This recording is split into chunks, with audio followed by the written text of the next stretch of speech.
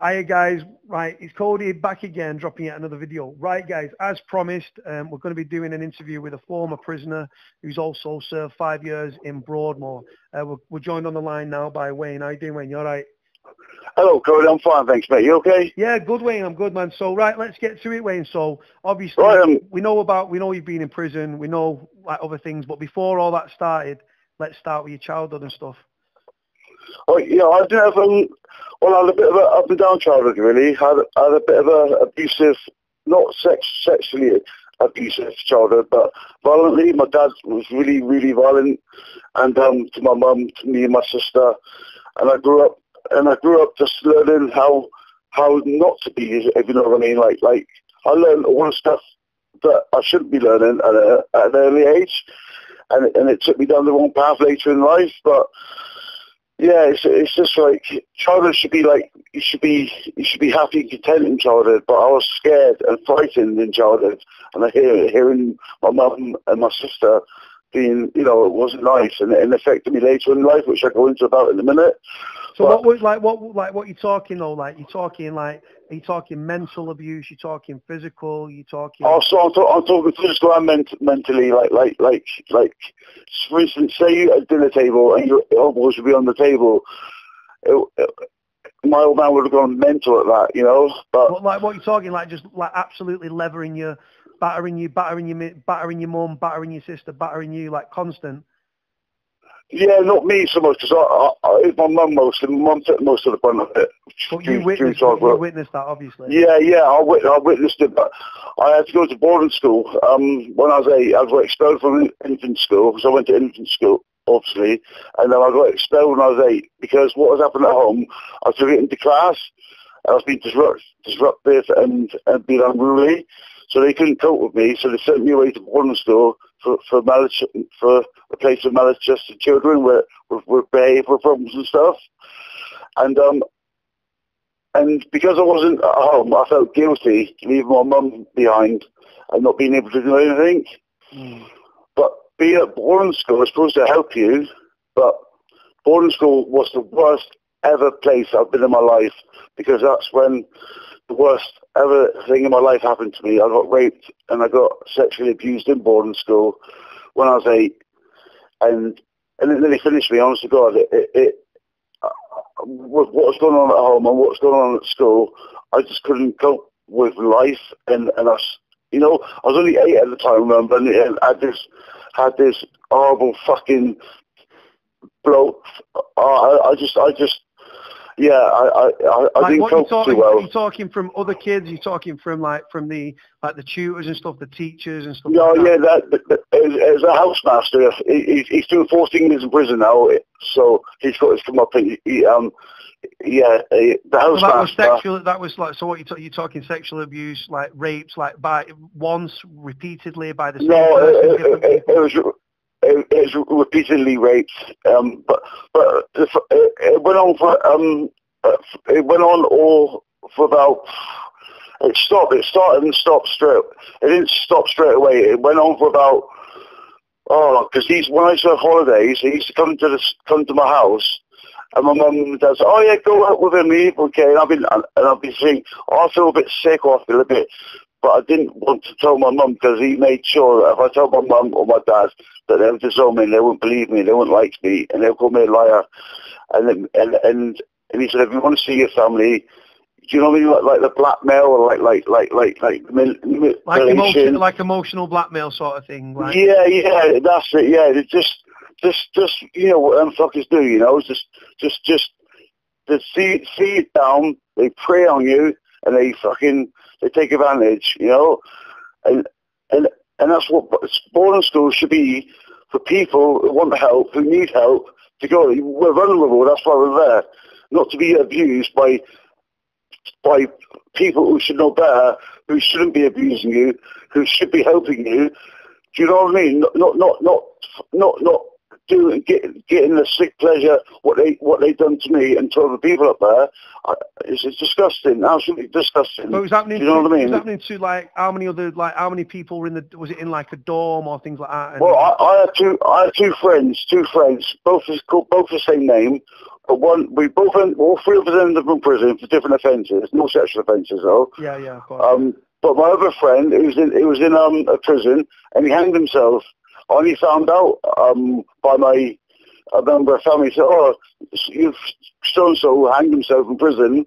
I was like, "Fucking hell." Yeah, so he dealt with it by self-harming and hanging himself. My other mate is out of prison now. He's an alcoholic, and he's just down and out now. Do you know what I mean? How much of that though? The thing is though, obviously with that, our people that turn to alcohol or self-harm or something like that, it's a coping mechanism to deal with the demons that they've normally suffered in childhood and stuff. So how did it? So as you was getting older and stuff, how did it show itself in you? Was you getting angry? Would you get emotional? Well, I was getting when I left boarding school. I was there for 8, 9, 10. I was there 4 years, and I left there and I went to Bedford Comprehensive School. You know, in where I come from, and I was getting bullied a hell of a lot in school because I was like timid. I was frightened of the world. I didn't trust anybody, and again I got expelled from there because I was getting bullied. So I took a hammer to school, and to protect myself. At the end of the school, these would come up to me, so I pulled the hammer out. Anyway, I got expelled. I didn't hit him with the hammer, threatened with the hammer. I got expelled, and that was it really. But since then, from that day when I got expelled and I'd done that, I felt like a weight was lifted off my shoulders, and I felt like, oh, that works. And what brought up, you know, that's what I thought was the norm, and my life was going down. You know, it started going downwards when I was most violent, if you know what I mean.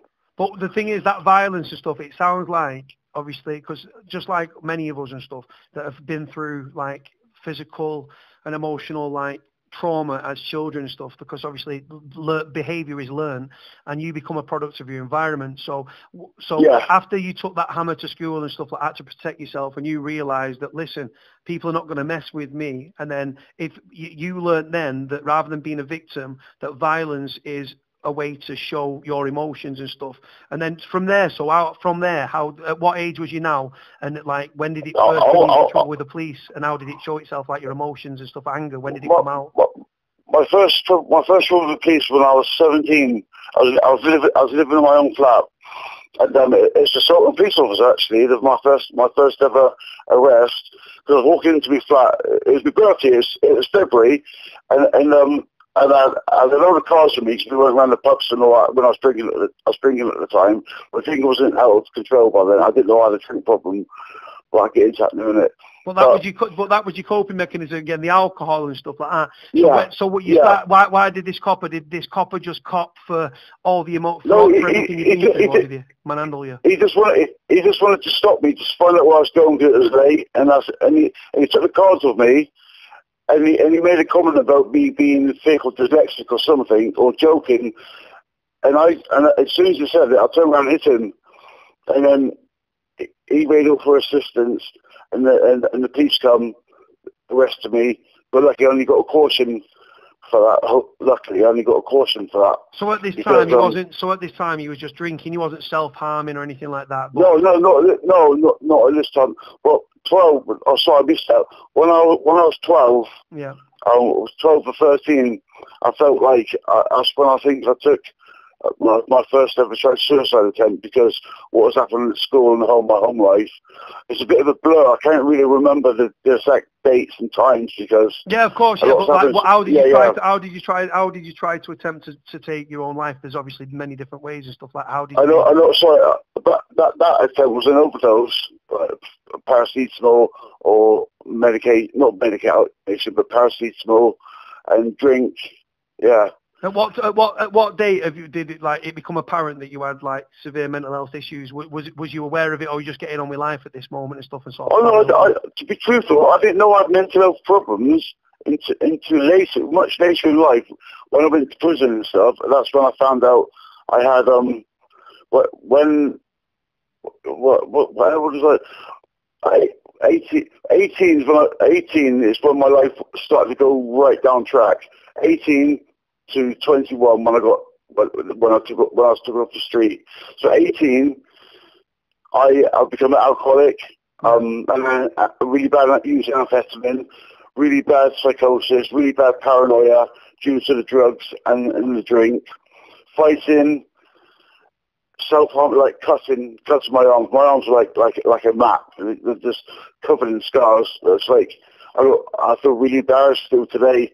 I always wear long sleeves and stuff because I don't like people looking at my arms. But to me, it's like I look at the scars. Well, I'm still here. I'm a survivor because so arms like that. I'm not being boasted. Like. And I'm still here to tell the tale. It's got to be something, you know. So survivor, man, a scar, Wayne, just shows that you were stronger than whatever tried to hurt you. Know, your scars, yeah. It's like, I know people that have self-harmed, and they say, I wanted to swap the emotional pain that was in their mind, and by slashing up, it was like a release and stuff like that. And that's true. That's how you can describe it. When you self-harm, people out there will know self-harm.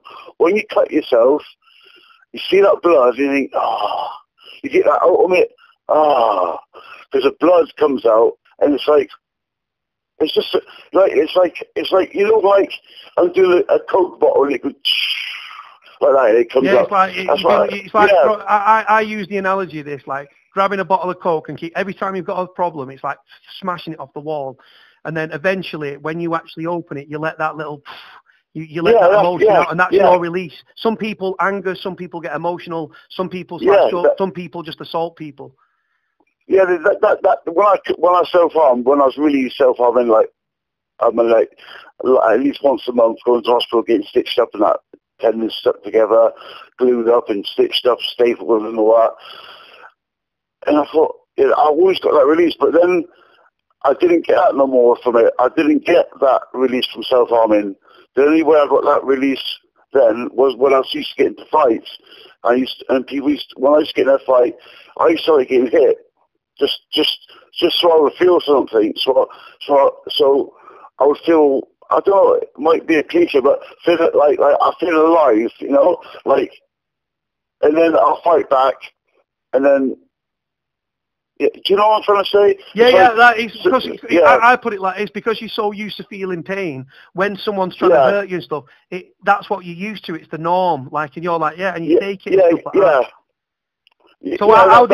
So so this violence and stuff, this angry side of you that was like, how did it show itself to the? I know you assaulted the police officer. What did you offend him then? Did it come gradually worse? Was it alcohol related? Was it temper, mental health?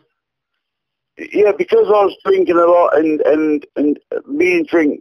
I don't drink now. I've been clean for 11 years. Well, I fell off the wagon about 5 months ago. Self-harmed 5 months ago. Completely hammered because me and my partner, she lost the baby, and I had that as an excuse to drink, which you know, out of order on my part because my missus needed the support for me. And what was I doing? Fucking drinking, being an arrogant prick, like not taking her feelings into consideration, thinking about myself. She lost a baby as well, not just me. Do you know what I mean? And I started drinking. She said, look, Wayne, well, I'll be truthful. I got arrested. Me and her had a really bad argument. I went to hit her because she was in the army. She restrained me. And the next one, they called the police. I got arrested, went into court, and I got a fine. But from that day on, she said to me, ever drink again, Wayne, we are over. I mean, we are through. She said, I love you, but I don't like that side of you. I hate that side of you.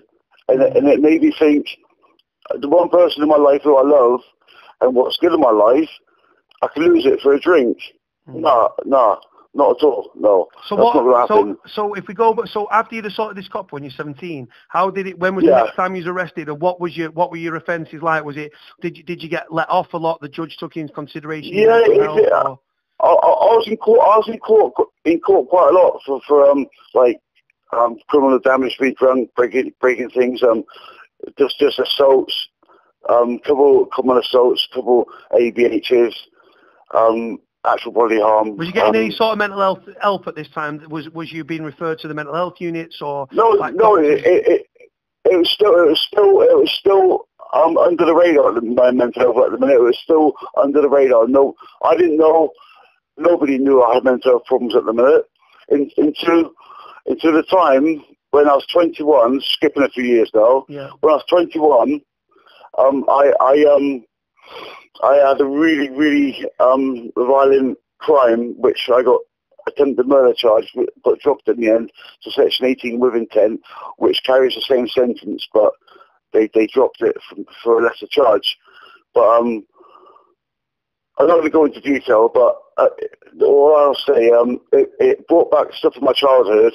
It was our lodger, me and my partner had a lodger, and we got into a fight. I stabbed him 9 times, and I cut his testicles off with a pair of secateurs because of the way my mind was and how I thought he was, and I just couldn't cope. So you perceived him to be a sex offender in your yeah, mind? Yeah. Or was that the so, and that's why you obviously you castrated him and like took his testicles out. Yeah, it's like when I was when I was stabbing him, it wasn't just him I was seeing.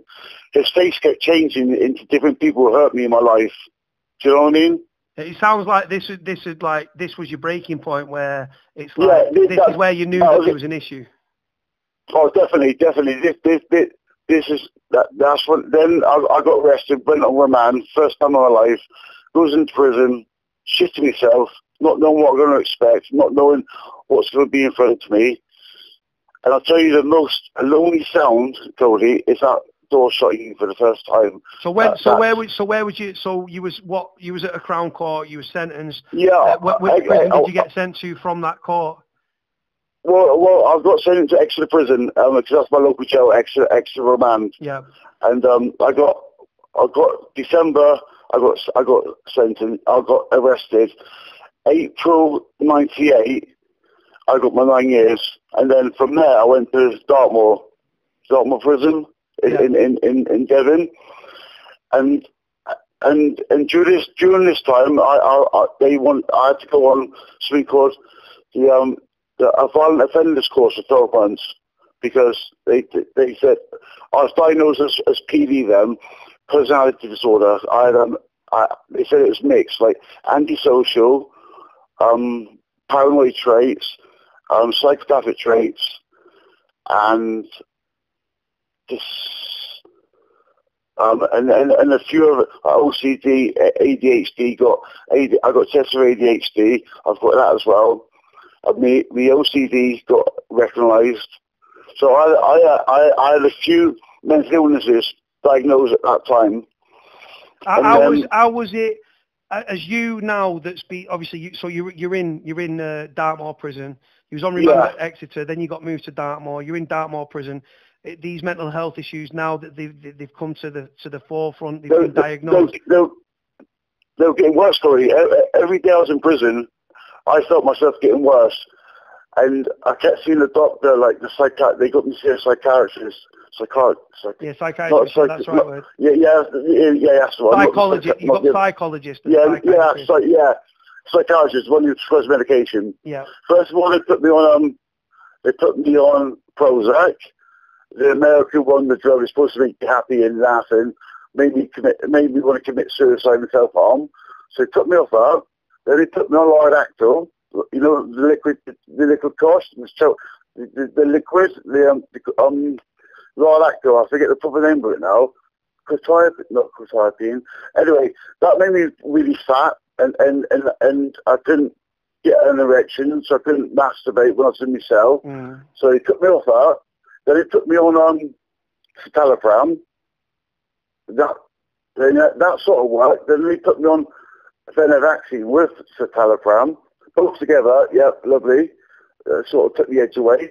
But there's still something underneath, like the underlying. Like I didn't feel myself.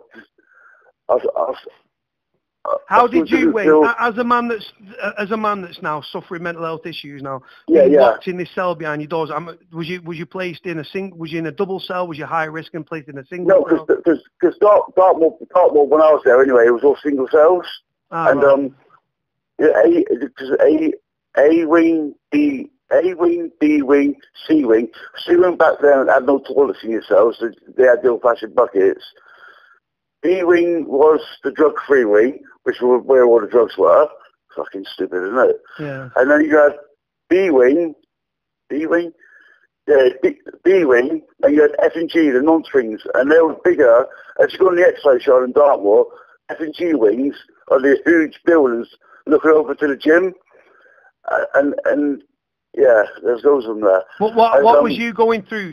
But psychologically, you're in prison. They're throwing different types of medication at you. Right? Yeah. So how was you dealing with life on the wing? What were the other prisoners like? Did you, because you've got this, you've been diagnosed as one of the things was a personality disorder and stuff like that. Well, to be truthful, when I was in Dartmoor, I keep saying Broadmoor, but when I was in Dartmoor, I was a cleaner. I was on the surgery, I was on the twos, so we was open up all day, as you know, open up like in the morning, they get banged up at night, out for association every night because you're a cleaner, and because you're in the surgery, cleaning the surgery, and a bit of to be truthful, it was a cushy life. And in the daytime, I was doing this violent offenders course, and then, I made some really good friends in there, I made some enemies.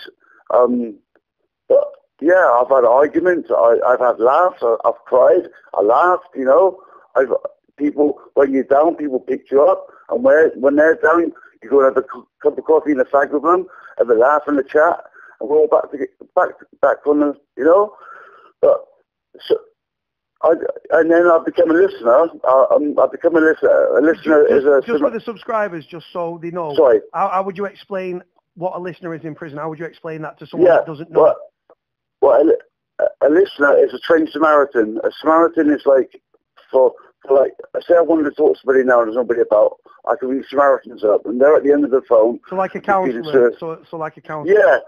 Yeah, like a counsellor sort of thing. That's correct. Yeah, like, so, and then on each landing, you got, or is it each wing, you got two people. Yeah, on each wing, you got two people as listeners.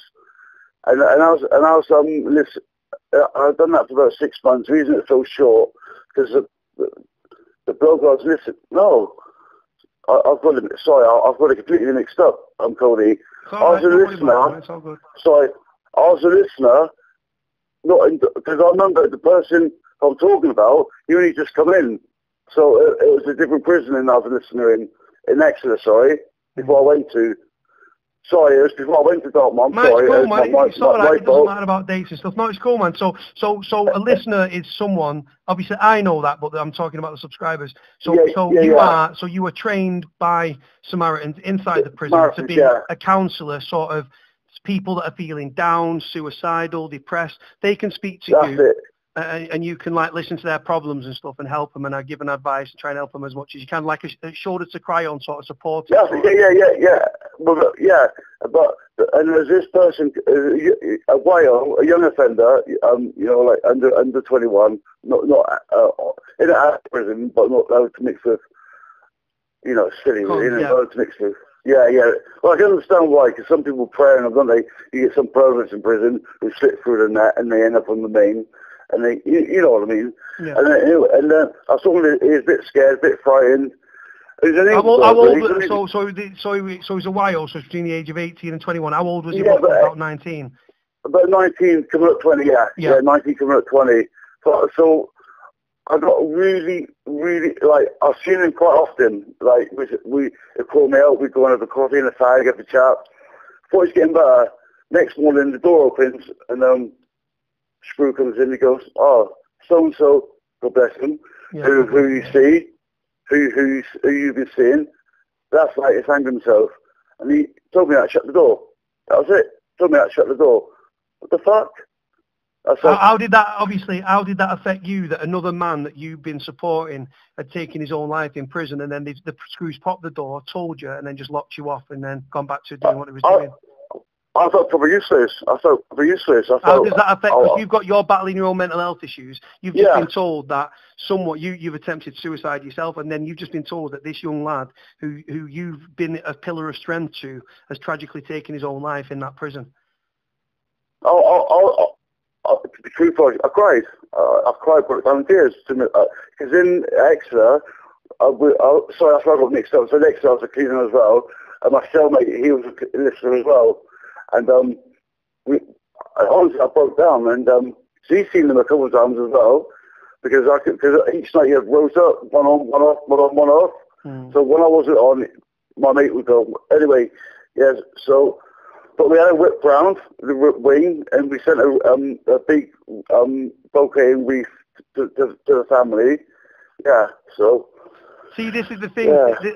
There's a lot of people on the right side of the tracks, Wayne, that don't get to know about what goes on within prisons. They just think that we're damaged and we're criminals. Yeah. With that. But the thing is, my attitude is, I don't know if you agree with this, I always say, before offenders were ever offenders, they was first victims. And your childhood is exactly... The thing is, with the subscribers, they'll be able to touch base with... They'll understand, and a lot of them have been through what we've been through. Can I get back out there a minute? People... I know what you're saying. People who were victims, people who were victims going to be offenders. I agree with that, but only in some crimes though. I don't agree with I was abused as a kid, but it didn't make me up to be a paedophile. Oh no, yeah, I know. I don't mean everyone, but I know what you mean. No. What I mean, I've been to prison. I've been to the prison called Brendan Underwood. Yeah, it's fucking horrible prison. It's run by paedophiles. They voted me out. Have you heard of it, Brendan Underwood? It's like a therapeutic community. I've heard of it, yeah, but I don't know too much about it, but I've heard of it. Right next to it is Spring Hill, the DCAP. Yep, I've heard, yeah. Yeah, Buckingham. Anyway, I was sitting in a group, and we every morning and every afternoon we have a group. So I was sitting in a group. We go around. Oh, I'm Wayne. I'm doing 9 years attending murder. Blah blah blah. It goes around the group. So this child killer, fucking hell, first day there, and he said, all right then, what did you do? He said, my baby was crying an awful lot. I couldn't stop him crying. He said, okay. I thought, oh. He said, so the number started. I said, well, what did you do? How did you help him? So I ran up to one of bath and chucked him in it, killed him. So I jumped off my seat, had an argument with him. They chucked me out the classroom or the course. Next morning, we have a meeting in the morning, like a big meeting in the morning before you split up into different groups. And he brought this incident up. They said, who votes Wayne to go back to prison? And all the paedophiles were ready to put their hand up, and I was gone. It's crazy, isn't it? Yeah, that's really crazy. This is the thing.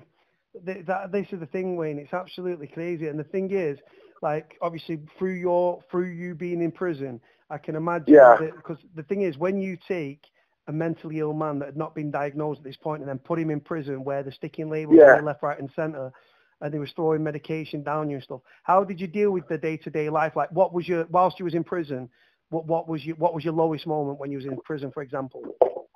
What, my lowest moment? I've had so many low moments, but we'll just go through, just rattle them off if you want, just so subscribers can see the stress and the duress that you go through whilst in prison and stuff like. Oh, just visits. That was what kept me going. My visits and my letters. That's what kept anybody who's gone to prison who can have visits, VOs, visits. I am a family man, so.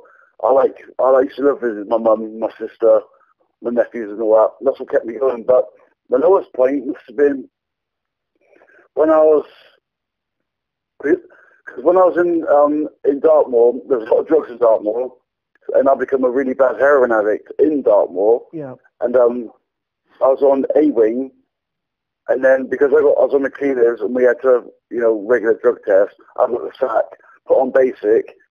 And I moved to the drug-free wing to come off it. And when I was on the drug-free wing, I just cut up, sliced my arms up because I didn't, but I felt dirty because I thought I'll never ever take it. I'm not saying anybody who takes heroin are bad. I'm saying because I always thought because like they say, heroin is a prison drug. It numbs you through the day. It numbs you through the day. You get through the day. You travel through the day in a warm glow, and you bang up at night, and that's it. Day done. You know what I mean? So, and now I was on B-Wing, I was going for a raffle, coming from the detox on B-Wing, and then, yeah, and then so when you was on the heroin and stuff like that, but like, was there times where you was in your cell, you was off you was locked behind your door, you've got these mental health issues and stuff, you're climbing a wall. Yeah. Did like you self-harm, did you ever contemplate suicide or anything like that whilst in prison, like on them dark moments? Yeah, I like I said, my arms, as you can see me, my arms are terrible, but I self-harmed quite a lot to cope. And then, because I wanted the thing that we were skipping for years now. I was close to getting released. We're skipping a few years because there's nothing much to tell. I've been in prison still. So I'm getting near my release date now, Cody, right? I got 4 months left to my release date. So I'm loving that. I've been in all these years. I thought, oh yeah, 4 months, I'm a free man, and I'm buzzing. Anyway, so the night before my release, I goes round to my mates as a cuddle, you know what I mean, have a cuddle, shake your hand, and have a good chat, and take the number down and stuff like that. So you've been, obviously you're getting told you're getting shipped the next day, or he's getting shipped. Yeah. No. I didn't get told I was getting shipped. Sorry, I didn't get told I was getting shipped. So all right, so you've just gone round to see your pad mate, to see your friend on the wing and stuff, chatting about, give him a hug and stuff like that, just saying like, take all these details and stuff to stay in touch. When you're thinking about when you get out in 4 months' time. Yeah, that's it. Yeah, sorry, yeah, that's it. But that night, the morning, the door opened. They said, "Jones, come on, pack your stuff." I said, "Well, where am I going?" They said, "You're moving. Come on." So okay, so I packed my stuff up. Don't know why. Don't know where I'm going. Gets out. Well, you know the sweat boxes. The blacked out windows, little boxes. You're squashed up. But it wasn't that. It was a transit van, like a blacked out window. And on the black belt windows, it had a little slamming curtains on it. So I said, "Where am I going?" They said, "Whoa, can't tell you." So anyway, how many people were in the escort when she was being shipped? So this is from Dartmoor. Three. There's one. I was double cuffed up, cuffed, then cuffed to a member of staff, a prison officer, and then another prison officer sitting next to me. So I was in the middle. So I had one there, I was in the middle, one next to me, and there's a separate seat by the sliding door, another one sat there. And then we had the driver driving. I don't know who he was. I don't know if it was a taxi driver or I don't think it was a screw. I think it was, I didn't know the person in the front anyway. Yeah. And I kept asking, due to this time my anxiety was through the roof. I was anxious, I was sweating, I didn't know where I was going. I didn't want to get into another prison regime because I just couldn't be fucked with it. And it's going on and on and on. This journey was just going on and on. And then all of a sudden we stopped, heard some gates open, well, a few gates actually, lots of locks and lots of bolts. Drives in, and you can hear, no, when I got out of the van, I was feeling what it was. So the screw sat on the separate seat to the sliding door. He got out the door, and he said, "Come on, Jones, what you get?" Oh, fucking hell. I get out. I put my feet down on the ground, no word of a lie. I goes, "Where am I to? Where am I?" He said, "You're at Broadmoor, son." As soon as he said to you, "You're at Broadmoor," where was your mind at? What was you thinking? Your anxiety's through the roof. You're taking on this journey. No one's telling you nothing. Then he just told you you're at this notorious criminal, insane asylum for do you know what I mean? That's exactly what I thought, Cody. I thought I ain't like that. I thought this is what in my mind. I said this is what enough is are. Do you know what I mean? And I thought, fucking hell. So, but going through reception, it was like... What was that like? How did it work? Because you've been in prison, you've been processed in prison. Now you're at Broadmoor. Is it different? Is it more intense? Is it? Oh, it's almost the security is heightened. The security is like tenfold heightened. You're like I got before I left when I was in reception in Exeter. You know, you squat, you put your clothes on, and you move, and then you check. But I got there and I had to go for all that again. I had to go at the time. I was going to the DSPD unit, dangerous and severe personality disorder unit. That's where I was going to, the new building in Broadmoor. And I get on to Ascot Wing in Broadmoor. So Ascot Wing is this like highly because obviously because obviously you've got different units. You've got like you progress, don't you, from unit to unit and stuff. So you've got into a very high risk one already. No, actually, Ascot was like one of the not so strict wards. It was like a bit like lower security, like not you still high security, but not as you've got a bit more freedom than you would have in a high. It was the new building in Broadmoor at the time. This is like 20 years ago, and it cost millions and millions of pounds to run and to make and to build. And Ascot ward was one of the new six wards on this unit.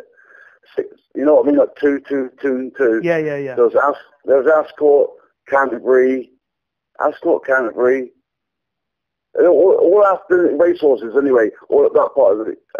So I lost track what I was talking about. So no, it's fine. No, so you've been processed. You're going through the process thing. You're saying you've been strip searched and stuff. You're getting processed. So how's that process? Is it you was probably like you was probably looking everywhere, thing like that. But what was that process like being processed there compared to a prison? Like it's more in depth. It's like more strict. Like you got to open your mouth, stick your tongue out, put your cheek, put your finger in your cheek, make sure there's nothing in your cheek. Put your hand through your hair, put your hand behind your ears. Stuff like that. How many people around you at this time have you got? Is it one person? Is it five? Is it 10? No, it's three, and the doctor come in because the doctor done a search, not internally, but he just had to come and check, see if I was okay, see if I had any injuries at that time, which I didn't. Because where was your mind must have been like freaking hell, like. Oh, my mind was going a million miles an hour, honest to God, but. I'm going to say this now a minute. I was only 11 stone when I went there. I left there at 19.5 stone with all the medication. How does it go when you're on this unit and stuff like that? What was the highest unit that did you end up, if you had a bad day or you had a psychotic episode, did you get put on a higher ward where there was stronger medication and stuff and that you was more? No, you end up in seclusion. I ended up in seclusion a few times. And you have and if you're that much of pain, it's something called AccuPhase or a rapid trank that knocks you out within seconds. Have you ever been on the receiving end of one of like the liquid koshy sort of thing? I have, yes. What was that situation? Yeah. Did you remember you was in you've obviously you did you refuse to take your medication, or have you had an incident and then you've had to jump on you and? Yeah, because the reason I was sitting at a dinner table with I was talking to one person I was talking to. There's 12 of us on the ward, and me and this other person. You find out what people are in for, don't you? And he was not on board with that, and I was in for what I was in for. So he said, because every afternoon you have to record a siesta. You have half an hour. They go and do their paperwork. They lock you down your door for an half an hour, and then you open the doors up. And then you get on the rest of the day, rest of the afternoon. And I said at the dinner table, I said, after the siesta, I said, let's go into so-and-so's room and kick the fuck out of him, sort of thing, yeah? Because he's a paedophile, he's supposed to just make at the table what he's doing and all that. And we can hear what he's saying. The screws can hear what he's saying. And they heard what we said as well. Before the siesta opened, before the siesta finished, I heard all these, the door come open. What was that? There's a sea of screws. That was where it come from. It's right, Jones, come on, you're going to seclusion. That's why. So we told you when you get there. I walked in, And they said, well, you threatened so-and-so to do this, do that. And I said, well, they were talking about their offences at the dinner table. You didn't say nothing to them, and it's making me quite physically sick listening to and saying, oh, come and read my depths after what that's disgusting. Do you know what I mean? Like depositions, like your statements and all that and stuff. Mm. And they said, well, you stripped, put this on. I said, no, I ain't fucking stripping. And then I manhandled and how many people are around you in this situation? When are they surrounding you? Are they asking you to comply? And then you've obviously said, no, I'm not stripped. So you're like in a heightened state of alert. And then how many people are there? There was walking to the seclusion room, because this is my first time going to seclusion this time. They didn't really know how I was going to react. There must have been about 10, 15 people there. You couldn't walk properly. There's so many people. You couldn't walk. You trip over people. And as I got into the seclusion room, it's just crammed. It's stupid. What's in the, for those that don't know, because I don't know personally, what's in the seclusion room? What's in the seclusion room? How would you describe it? All it is, it's like a plinth on the floor with a plinth like with a mattress, a big hard mattress like a brick, and an unrippable blanket which goes over you, like a blue one, but with checks on it, like a blue thing. You can't rip it, you can't bite it, you can't hang yourself with it, and that's it. And a pot, a little pot's pissing, and sometimes sometimes there's a toilet, because in exclusion you open the door up and you go into the toilet, but if you're high risk or you have an incident, you shit in a bucket. I never done that because I didn't like doing that, so I always used to wait, no matter how long it was, until I used the toilet. So, because it reminded me of prison, like shitting in a bucket and stuff. Like, I didn't really like it. It's like degrading. It's like really degrading. So when this incident where you've refused, so we're back in seclusion. You've refused. They've asked you to strip off. You've refused. What happened next? They said they asked me 3 times. They said, look. This is the last time we're asking you, if you don't take your clothes off, we'll take them off. And I stupidly said, fucking try it then. Thinking, what's going to happen? And then, they did. They grabbed me. So I started to, retaliate. Got the nurse on one hand, the nurse or the doctor. All of a sudden, I passive, and then my clothes come off. I had this thing go on. And that's it. That's how it's gone. So they didn't have to. They didn't have to like pin you down and give you like liquid Kosher. No, that's what they did. That's right. All right. So they did do. What does your body react like that? Because you've got no control over your bladder and you like. Do you piss yourself? No. I woke up with my own piece of shit. Yeah. See, this is the thing. These are the thing because it's degrading. But they think Broadmoor is like this place like helps people. They're spending millions of pounds on a new Broadmoor. Have you read in the paper? Yeah. They're making a new Broadmoor and turning the old Broadmoor into a bloody hotel. You know what I mean? It's like... What was it like? So how did it work with like visits? Like did your mum and your sister come up on a visit while you was at Broadmoor? And if so, how does it differ between a prison visit and a visit at Broadmoor, which is this high security hospital? Well, it's like... It's more, I don't know, the security's lessened, actually in the visit room, there's only 2 screws actually, one sitting down the desk and one just walking around. But then there's like vending machines there and drink machines, and yeah. How long do you get for a visit? Well, when I first went there, it's 3 hours. You have 2 hour and a half in the morning. If you look, they call that class a little day visit. You have an hour and a half in the morning and an hour and a half in the afternoon. So 3 hours, or you have 3 hours all at once. But then they cut it down to 2 hours. Then they cut it down to hour and a half. Then they cut it down to hour as the years went on. What was the regime like at Ashworth? Sorry, not at Ashworth. At Broadmoor. Like at what time was you unlocked? Did you have a key to your own cell? Yeah. When I first went there, when it was on the DSPD and the dangers, the personality, you get locked up at 9:30 in the evening. At 9:30, you get locked in your room. Then 8 o'clock in the morning, the door unlocks. and then really you open then into siesta. Siesta, the door's locked. Open up again then an hour later, and you're out all day. Because when you first get there, you're not allowed to do nothing. You got the induction and stuff, and find out how it works and that. But the good thing for Broadmoor, it really had a good like the workshops. It had welding, woodwork, carpentry, mechanics, gardening. What's on this out? In the workshops, did you mix? Because obviously in workshops in prison, you can end up mixing with other prisoners off. Yeah. I was talking to one of the guys there who was on my ward.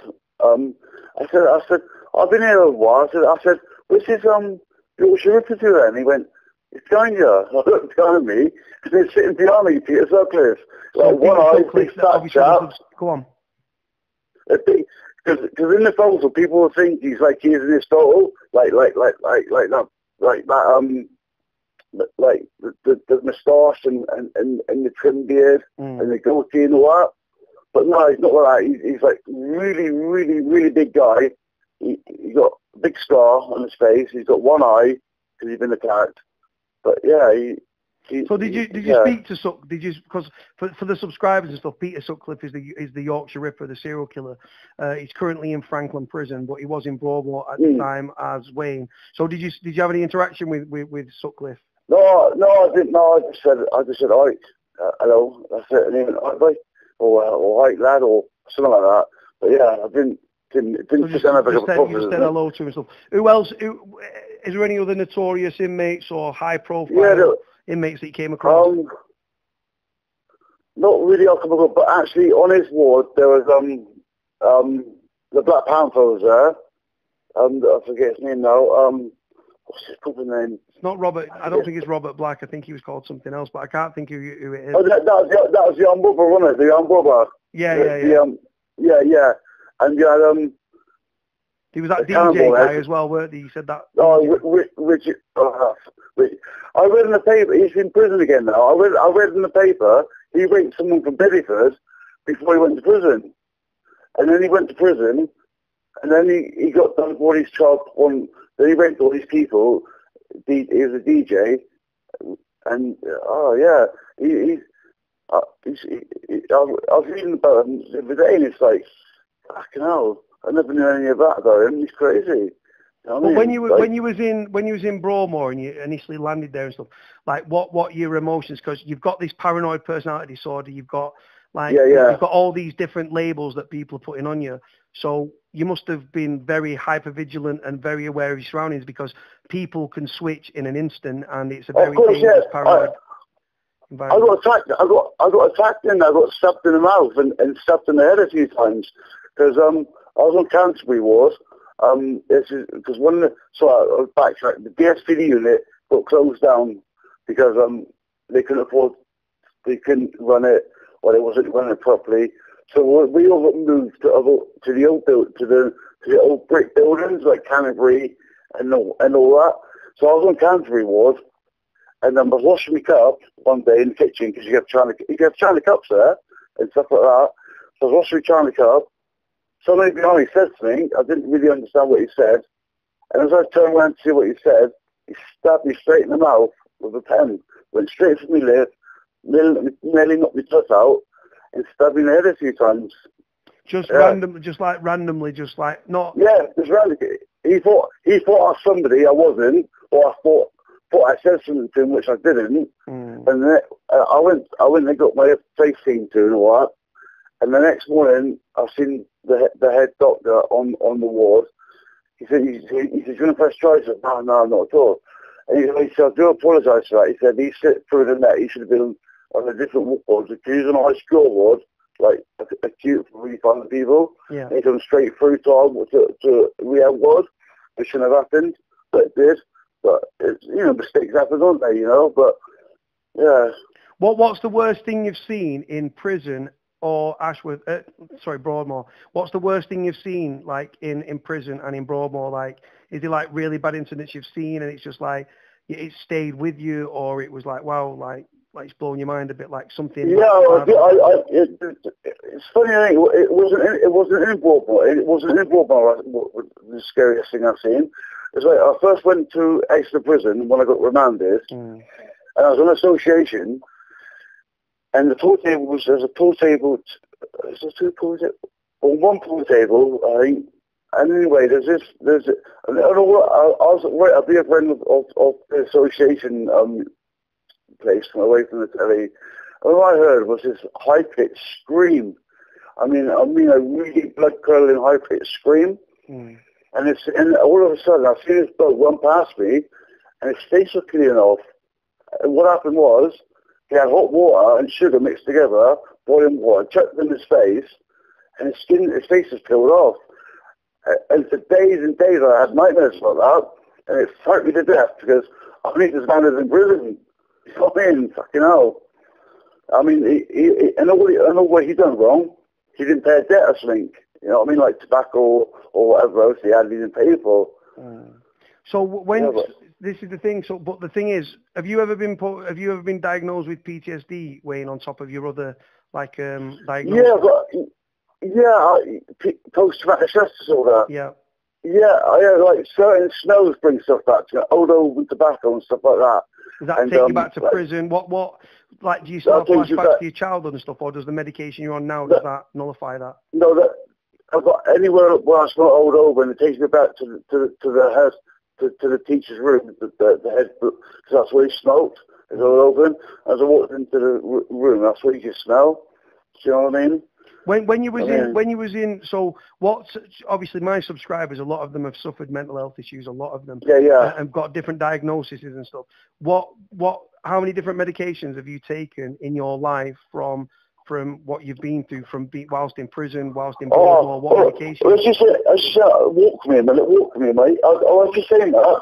I go to my car a minute, and I pick my medication up every Monday, and then I'm on 1, 2, 3, 4, 5, 6, 7. I'm on 8 tablets a day to keep me the way I am now.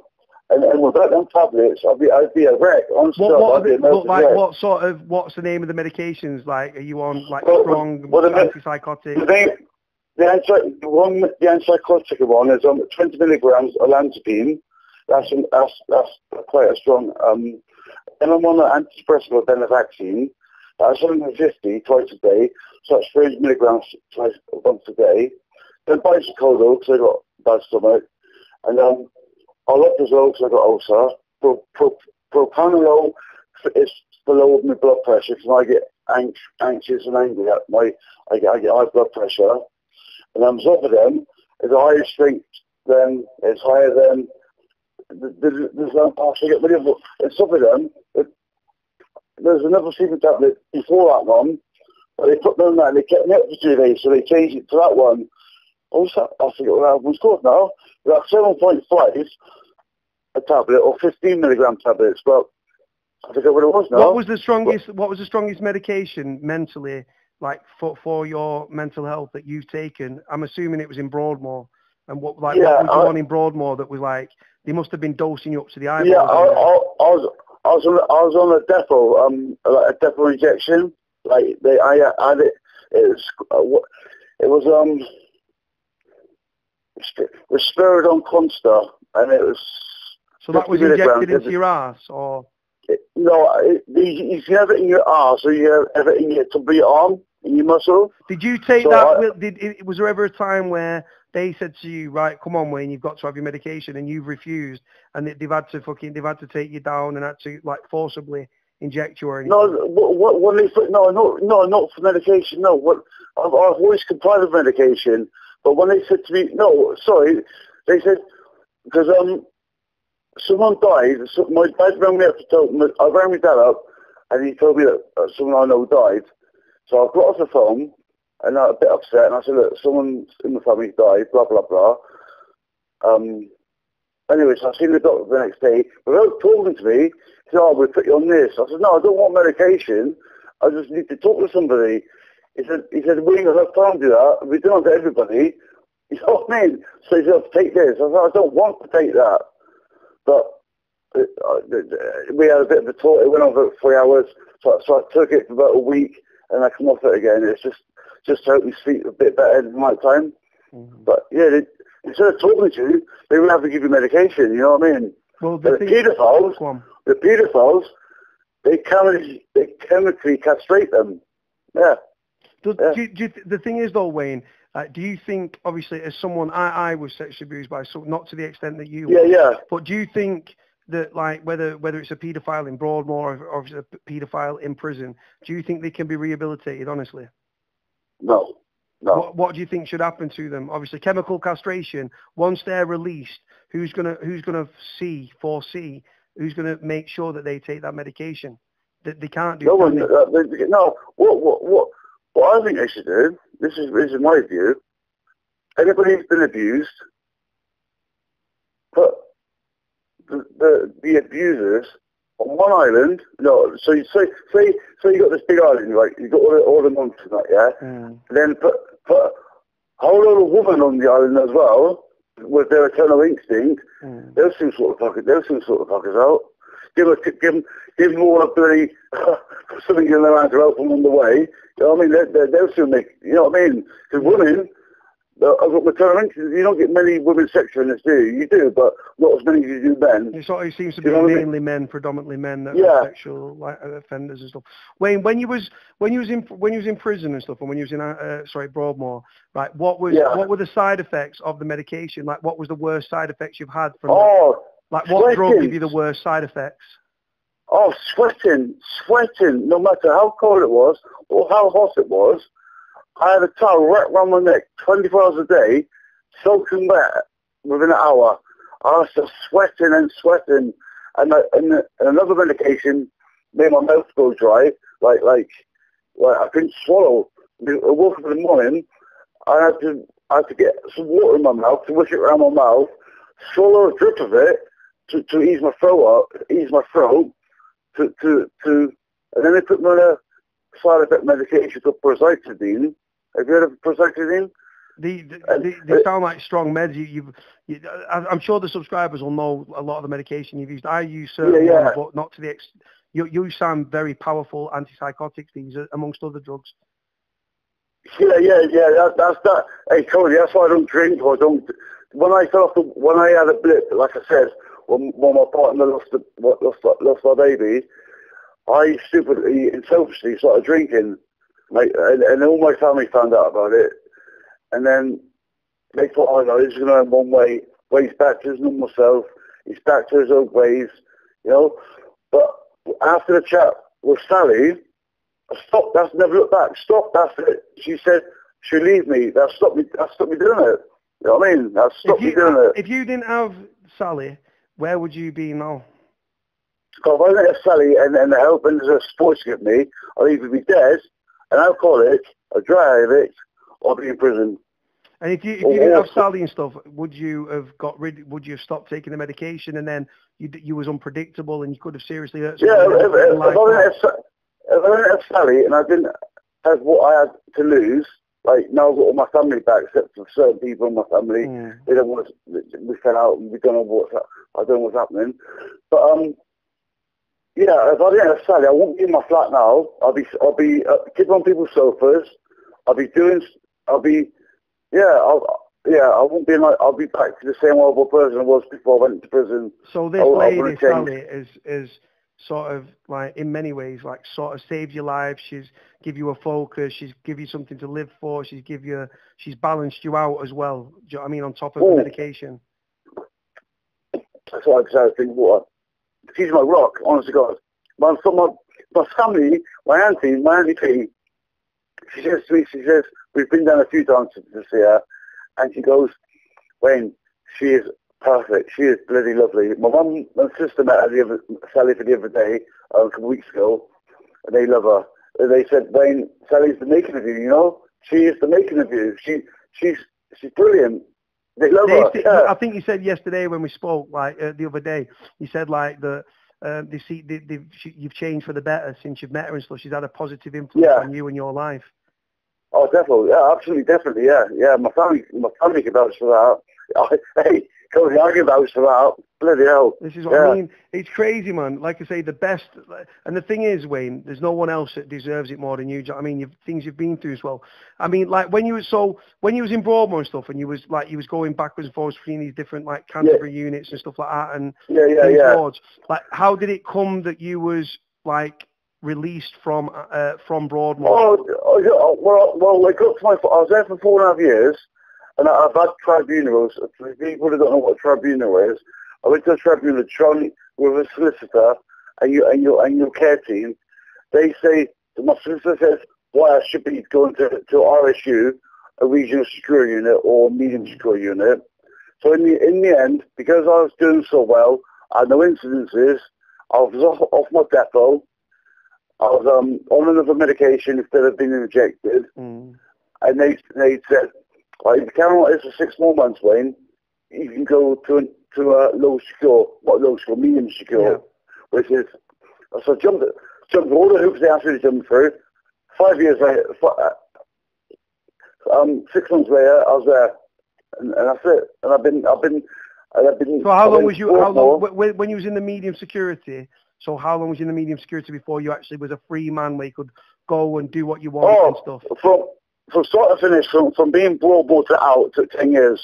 I was in Broadmoor for 5 years, and then for the other 4.5 years, I was in different low secures.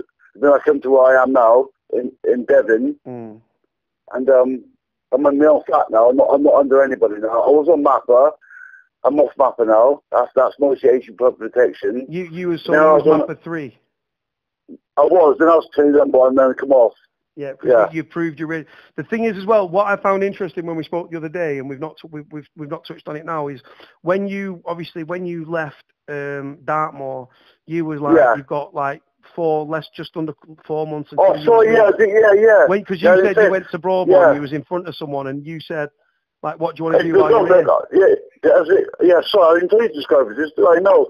I said, I had 3, that's what I was getting on to about half hour ago, actually, but I got a lost track, remember? So, anyway, when I was going around to see my mates and all that, I got a lost track, and I said, anyway, so I'm losing track myself now. I've been talking for ages.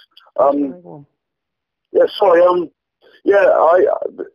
I was going to be sectioned, but because when I went to Broadmoor and I got out, I thought, in the back of my mind, I thought, well, I've only got like 3 or 4 months to do it, and then just get back and just chill out, innit? So I go see the doctor the next morning. So this was in Broadmoor, you've gone to see the doctor in Broadmoor? Sorry, this is in Broadmoor, go see the doctor, and he goes, he goes, talking for about 10 minutes or so, and then he goes, so what you're going to do, courses-wise and activities-wise, why is you here in Broadmoor? I said, well, not a lot, I've only got like 3 or 4 months and I'm gone, so there's not what's point me doing anything. He said, sorry? He said, no, you don't understand. He said, you're here indefinitely, you've been sectioned. And I didn't really compute that at the time. And then it hit me. I thought, indefinitely? I said, what do you mean indefinitely? I said, they said, you've got no release date now. You're here until we say you can go.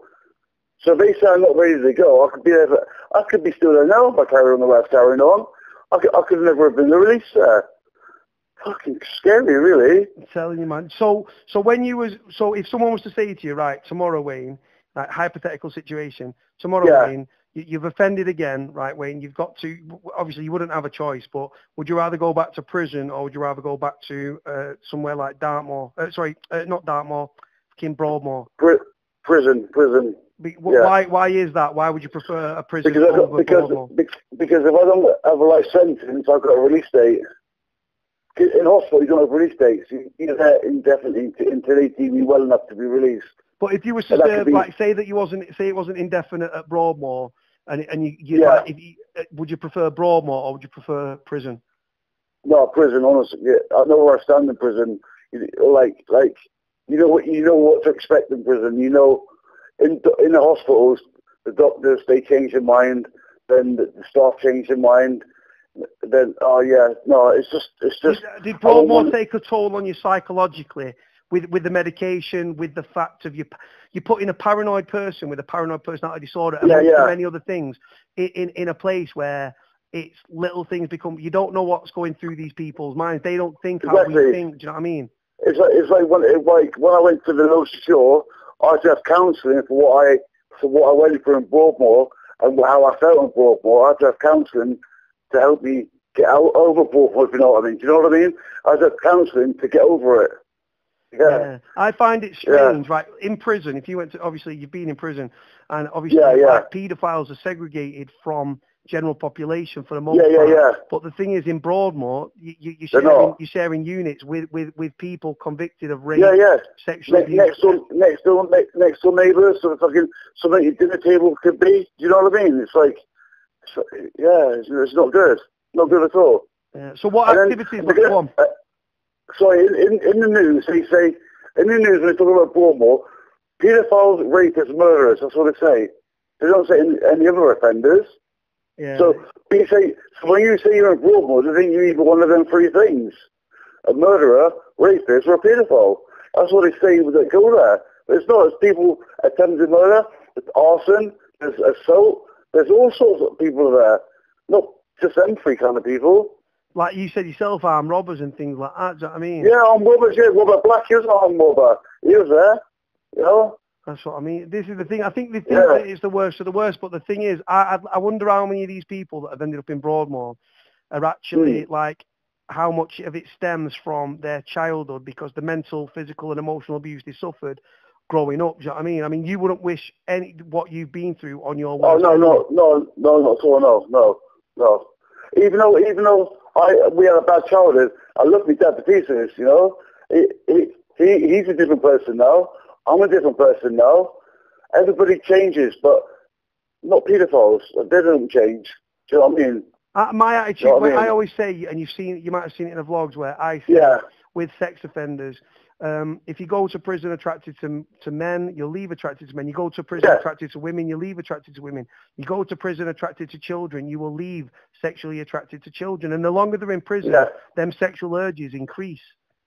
Of course they do. Exactly, Cody. Exactly right. There ain't no cure except for a bullet. And that's exactly, and a lot of people feel the same way and stuff. I mean, the thing is, it's just crazy, Wayne. But like I say, the life experience, the life you've lived, if you obviously it's horrific and stuff, and you won't wish it on your worst enemy. But if you change one moment in your life, if you wouldn't have met Sally, if you wouldn't have met Sally, and that's the crazy thing. But then, Sally, without Sally, I know this is a cliche. People might think, "Oh, you soppy prick." Without Sally, I wouldn't be the person I am today. Honest to God, I wouldn't be sitting here in my own flat, paying me bills. You know, I've never paid a bill in my life before until I moved in here. See, I've been away for 20 years, 10 years in prison, 10 years in hospital, 20 years I've been off the street. So and how old are you, Wayne, as well, for the subscribers, just so they know how old you are? I'm 42. I was 21 when I went away. I'm 42 now. I've been out 13 months. And you've met, and you've gone through all this shit, and you probably thought, like, and then you meet this lady that has changed your life for the better, and she's balanced you out. We're engaged to be married. It was brilliant. It's crazy, man. And you know what the thing is, though, Wayne? The best people in life that you meet are the ones that have been through the most shit, because people of course. And you've got these people that are wrapped in cotton wool and are spoiled, and they can't relate to us, and do you know what I mean? And then you've got people like yourself, the subscribers. I know the subscribers, and I know how they'll relate to you and stuff. The psychological abuse, the physical abuse, the sexual abuse. Like I said, you went to this, like fucking, what was it? The school, the boarding school and stuff. And the boarding school. And like I say, you were vulnerable, and then you was taken advantage of. They put then your criminality and your like mental health stems from that, and you addictive personality. You battled addiction. You've been very open with that. You've got these demons from your past and stuff, and it all has chipped bits off you, but it's made you the person you are today. And of course, it's crazy, man. Honest to God, it's absolutely mental. But thank you for interviewing me. I hope what I spoke about can help anybody out there to hope anybody can relate to how I come across. I'm not very articulate. I'm dyslexic. I'm not very brainy. I can't talk properly because I've had a head injury and I stutter a lot. So Wayne, the thing is, before we get off, I need to ask you if it's okay with you to ask these questions from the subscribers and stuff. Some of them you may have answered in the conversation. Other ones you might have not. Right. So we've got. So a subscriber by the name of MK Nasty asks, I'd be curious to know if Wayne ever came into contact with any of the high-profile patients in Broadmoor. Now, we have touched on this, Wayne, but if you want to go over it again just to answer it for the subscriber. No, just Peter Sutcliffe, who was in my own workshop, that was it. Nothing, I only said hello to him. I wouldn't have had a cup of coffee with him. The craze were dead and gone. Like, people think, who's seen the craze? No. The bloke, Bronson, he was there in the 80s. He got chucked out for ripping the roof off. He wasn't there when I was there. No, so really, no, not really, no. But Peter Sutcliffe, yeah, he was in the workshop. Yeah, that's it, yeah. So going on from that, the MK Nasty asks again, what was going through Wayne's mind when you passed through those gates at Broadmoor? I didn't know I was going for the gates as I got out of the van. When I got out of the van, and they said where I was, my heart sunk. I said, this is what the nutters are. And then it just my 5 years of hell, really. That's basically it. Yeah. Like, so you was nervous. Once you realised you was at Broadmoor, though, your emotions were all over. You was like this. Oh, yeah. I was scared. I felt scared, first of all, because I knew what kind of... I've read about that place. I used to read books about psychopaths about that place, you know? And you're there standing outside it, cuffed to yourself, double cuffed to a screw, and you're now a patient at Broadmoor. Yeah, that's it. Fucking hell. That's what Jimmy Savile in the 70s, he had a key for Broadmoor, and he went around when the woman was there, waving all the women under medication, the dirty bastard. Well, do you know what? It's weird you should mention that. That's coming up in a minute. A subscriber's asked about it. Oh, right, okay. So there's a really good subscriber. This guy's called Lee Latest. I mentioned him earlier. He's a former prisoner. He suffered with mental health himself. He's a really nice guy. Very, very interested in you. Says to me, he says, can Wayne tell us, how he survived his lowest moment and what kept him going? Whether that be in prison, whether that be in life, whether that be in Broadmoor. How you survived your lowest moment? That's a really good question. That is a really good question. It was the friends you make in prison. It's like you meet your friend out here, it's a friend, but in prison, a friend is more of a friend. Do you know what I mean? You got that bond. You mean if you're low and you got a good mate in prison and you go and see him, you sit down, you have a fag, you have a coffee, and you chat. That's what got me. My friends got me through. Yeah, honest to God, my friends got me through prison. So your friends so that was in your lowest moment, how you survived. Your friends kept your head up and stuff and kept your chin up. And yeah, definitely. The camaraderie and like you said, the brotherhood. It's true. It's strong. You're all going through. You're all like treading water. You're all struggling and dealing with your own shit. Some people will try to push you under. Some people will build you up. Some people will be a shoulder to cry on because the prison situation is desperate, isn't it? It's like I was saying. I see mice turn into men and men turn into mice. Yeah. Yeah, and this is the thing. So Lee Latest asks again, is Wayne still regimented about his newfound freedom in the sense, does he still carry out any routines like... Yes, I'm up at 6 every morning. I used to eat the same time, but I don't now because my partner finishes work at like different times, different nights now. Yeah. Like tonight she works at 8 o'clock, so there's some to eat when she comes home later on. So yeah, I'm out of that, but I do get up at 6 every morning. But I don't go to bed at the same time. I go to bed a bit later. So yeah. Things that's your regimented stuff from prison and from Broadmoor. My OCD, my place is spotless. So that's the next bit of the question. He says, does he like cleaning like most ex-cons and run a tidy ship, so to speak? Oh, you can eat your dinner off the floor. Yeah, honest to God, yeah. Like, do you still do you know what? When I do my vlogs and stuff, people always, if you look on my kitchen, like on the side where the window. Yeah, it's always spotless. That surf washing powder. Yeah. Yeah, man, all the time. Says here, so again, Lee Latest asks again, does Wayne feel frightened of the outside world and the rarity of it all?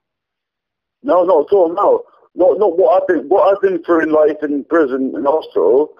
I don't feel frightened. I feel apprehensive, but I don't feel frightened. No. Right, I'm not being the big headed in that. No. He's asked another question. I told you Lee's very interested. He says here, has Wayne got any newfound skills, or does he have any goals he wants to achieve in life? Yeah, I want to be a counsellor. That's what I like to do more than anything, is to counsel people. Yeah. So you're talking like mentor like former prisoners or mentor people that could end up going down the same route that we've been down on mental health? To stop people when they just before they go down this road, stop to try and stop them there before they go down. You know, like if someone got me when I was 18 and said, "Right, come on," sat me down, but then again, I don't know if it would have worked. I wouldn't have listened because you know, when you're 18, you cocksure yourself, don't give a fuck what other people. What you do is right. You know, so well, I like to be a Samaritan, or I just like to help people. Yeah. Yeah, and do you know what? This is the thing, though, Wayne. People that have been through things that you've been through, they're always very selfless people. That it's not about them. They like to help other people. They're not asked about themselves. They want to help other people. Do you know what I mean? And my partner does that all the time. She puts other people before her all the time. She's got a heart of gold, honest to God. Yeah, man. She's a heart of gold. The next bit he said, as Wayne has survived Broadmoor, he can surely survive anything. I wish him all the best for the future, and I wish him every success. That's Lee. Then we move on to the next question. Mate, respect for that, mate. I really appreciate it. He's a top guy, mate, Lee. It's a I like that. Yeah. Sarah Gray, she says, Wayne, what's it like in prison? She said, I've never been to prison, and I don't intend to go. I just wanted to know what it's like. So how would you explain prison to a lady that doesn't know how it works and what it's like? If you like your freedom, you like going out when you can, you like to get up and make a cup of tea when you can, have a fag when you want, or do what you want when you want. You can't if you go to prison. Your liberty is took away. You cannot do anything unless a screw says you can do it. If he says you can't do it, that's it, you can't do it. How would you describe life on the wing to her? How would you describe life on the wing and the regimes and the do's and the don'ts and advice? Never grass. Yeah. Be the three monkeys, see no evil, speak no evil, say no evil. That's the one. The three wise monkeys. What about how would you explain to the regime, the do's and the don'ts, and how to be and stuff, and the dynamic on the wing? Try not to borrow. Don't borrow. And why is that way? Because say you got to make, can I borrow £100 to do? Yeah, that's back payday. Double bubble, double trouble, isn't it? So double bubble, you get stuff you got to pay double all the time. Unless you know that person and you get it a bit cheaper, but not very many because it's their profit margin that we're raking into, isn't it? So, yeah. That answers that one. So there's a person called Music is Life. This is a subscriber asks. I've heard of that before. I've heard that name, yeah. Yeah, it's the YouTuber's account. Okay, so they say, Wayne, please describe what it is like in a high-security hospital. What the visits are like in a high-security hospital. We've done this, haven't we?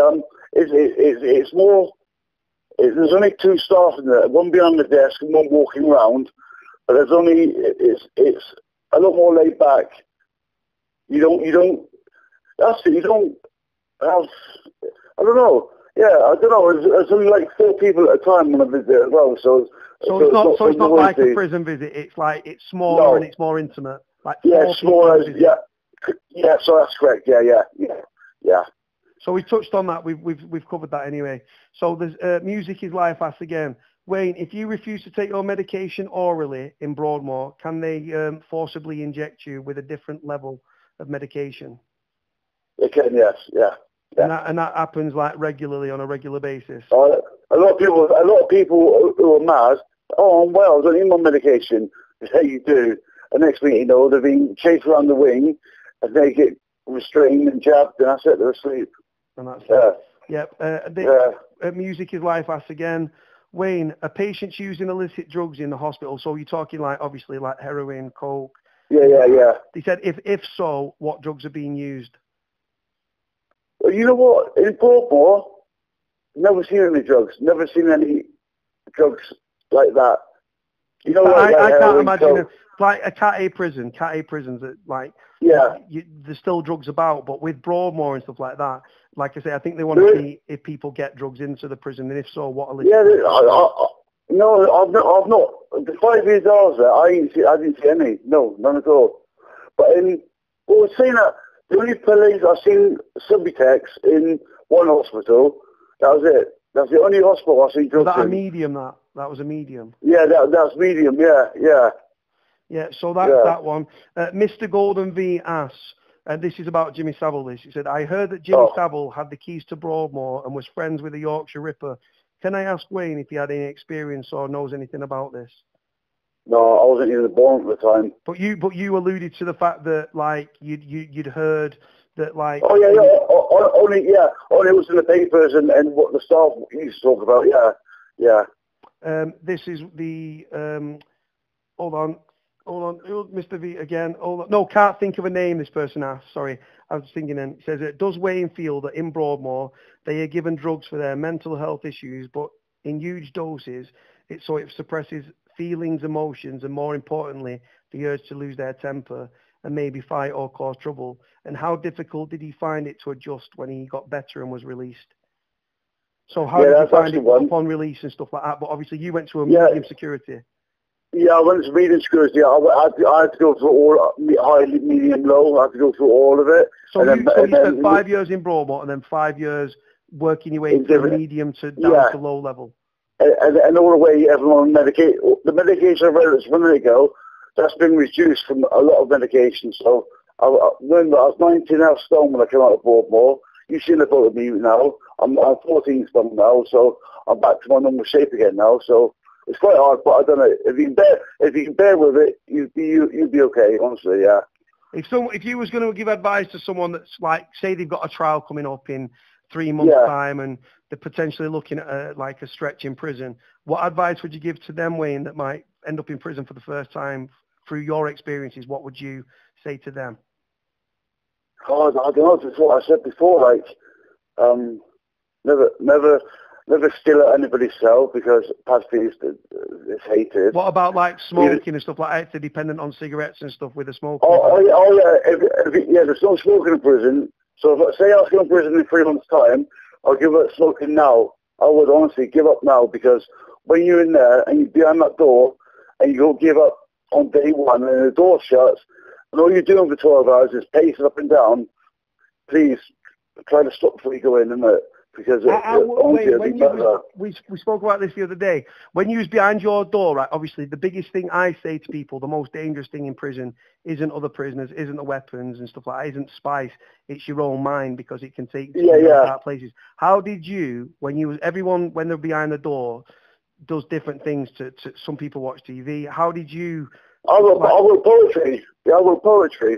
And was that your release? Yeah. Like that's how you like? It was like it relaxed you and stuff. It gave you a focus. Yeah, I used to write about my experiences, and then I used to write a lot of letters home, a lot of letters, to friends. I used to write. When I went to prison, I couldn't read or write. I learned to read and write while I was in prison. So that's what I've done. Yeah. But what are the things that other people would do behind the door? Like what? You can watch the telly. You can read books. You can do a cell workout, a circuit in your cell, like push-ups, sit-ups, and all that. You can matchstick more than like get little matchsticks. You buy them from the canteen, not matchsticks with a strike on, but the model matchsticks. And you can make like model cars, tobacco tins, picture frames, helicopters, gypsy all that sort of stuff. Or if you ever like the dough, they make it out of bread, and it's like a dough. The bread dries, and it's like China. Have you seen that before? Yeah, I've seen it. Yeah, there's a guy that used to do like teddy bears, and stuff, like the belly, the head, and stuff in the ears. Mum made me a rose for my mum for her birthday, and she loved it. She still got it to this day. Yeah. So go on with so now you're out and stuff like that. You're still on your medication and stuff, but like still on your medication. I'm just taking every day as it comes. I'm not planning weeks down the line. I'm taking every day as it comes at the minute. You know, I'm not 100%. I'm not 100%, but I'm a lot better than I was. You know. How would you like if someone was like? What would you say to those people that like want to like brutalize prisoners and stuff? Like with fewer police on the streets, if the way that prison is, do you think that prison works? Yeah. Do you think prison works? Not really, no. Do you think that what are your thoughts on prison? Like, what can it make it worse? Can it start mental health problems? There's not enough help for mental health issues. People who got mental health in prison, they think they're just playing up or bad. But if you've got mental health, you're locked behind the door, and it feels like it feels like the walls are closing in on you. It feels like you're suffocating in your cell. They need to make a hospital, prison or something. They need to get more places for people with mental illness. That's my point. That's what all I got to say. If you was in charge, if you was made in charge of the Ministry of Justice tomorrow, who obviously run prisons and are in charge of prisons, how would you change things, Wayne, personally, through your life experiences, through your experiences personally? How would you change? Well, I'll change. I'll put more staff in and more money into the mental health system. I would bring in chemical castration like they have in America for the sex offenders, like and stuff like that. And I don't know. Would you reduce the prison population? Oh, definitely, yeah, definitely, most definitely. Not for because people know, but I won't reduce it in the fact that I will have more like home, big houses, big mansions, like all the different flats, and like you got farms you work on, and you got projects you do, building projects or apprenticeships and stuff for people over 40 doing apprenticeship. You know what I mean? There'd be a lot more jobs and a lot more get up and go and a lot more enthusiasm to do stuff. You know. Mm. So what courses did you do when you was in prison? I know you did the Samaritan's course and stuff, the listener course. Yeah, I done a welding course, MIG and arc welding. I done a carpentry course, ceramic course, a poetry writing course, the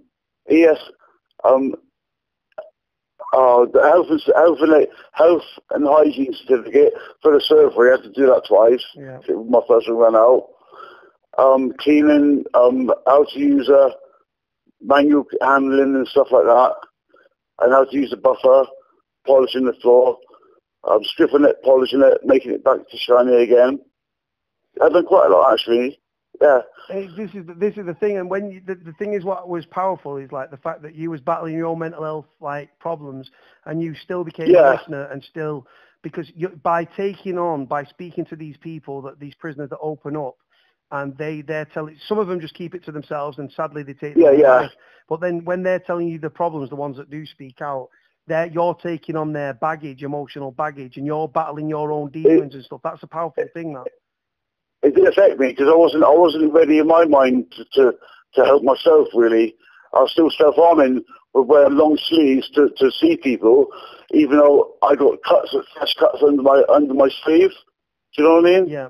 What's the worst? Yeah. What's the worst self-harm incident you carried out where it was like really severe and you knew that you'd gone over the top? It wasn't the worst one. The worst one. I was on in Exeter.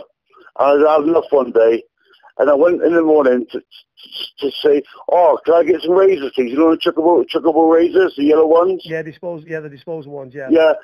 So I grabbed 6 of them, went back to myself, popped the blades out with a knife, got 6 blades. I cut my arm, my left arm, from top, from wrist to elbow, tendons, arteries, all gone. And then I lost so much blood I passed out. And they done the check, seen me passed out on the floor. I had to rush me to hospital, sirens going, nearly died. Well, nearly died. If they didn't do that check then, I would have died. Wow, this is the thing. Wayne, so let's say that there's a lad that's starting out, he's getting involved in crime and stuff, and they've got the potential that one day he might end up in prison. What would your advice psychologically? Say he had mental health issues and stuff, and he ends up in prison. What advice would you give him? Would you tell him to speak to the listener? Would you how would you? I'll ask him when he goes into reception. Tell him the truth. Say that he suffered from mental illness. They'll put you on the hospital wing for the night to assess you, and then start that way. And then from the hospital. Yeah, that's it. But if he's on the wing and he's got demons and stuff and he's contemplating suicide, what would your advice to be to this prisoner? Listener straight away. And focus on the positives and speak to a listener and because that listener, when you're in prison, you're a listener. You are available 24 hours. You might be locked behind your door. Tony, always, anyway, all through the night, all through the day, doesn't matter what we're doing, we'll stop what we're doing and we can see where we are. So because obviously listeners, some prison, like in certain prisons, you've got listeners on each wing and stuff, but you've got a lot of freedom to go from one wing to the other and stuff like that. Say someone got moved to another wing, you might have a connection with them and you can go onto their wing and speak to them in their new cell on a new wing and stuff. What was the course like, Wayne, for the listeners, for those that don't know, like the listening scheme? How long was the course? What did it entail? 6 weeks. You had different scenarios, different, like the Samaritans will be like, will be us with the problem, so then they'll be in front of us, and then we got to tell them how we would deal with it and stuff like that. Do you know what I mean? Yeah. And then it's like, what other things did you have to do? You get a certificate, you get a badge with your name on and so on and that, and you do stuff like but just generally like role play, really, just how you would talk to somebody, how you would come across, just the way you are, your body language, your demeanour, the way you talk, the way, just the way you come across. It says it all, really. See, that's good advice, and this is the thing, because you did that scheme, and like I say, by speaking out and by you're saving people's lives. I mean, obviously with that 90. Hey, Cody, my phone's with dying in a minute. Yeah, it's right. Listen, it's right. We've done an hour and a half. Right, listen. I'm going to leave it here. I'm very grateful for your time, Wayne. Tell the subscribers, like, comment, subscribe. Let me know what you think about Wayne's story. Can you relate to him? Put your comments in the comment section below.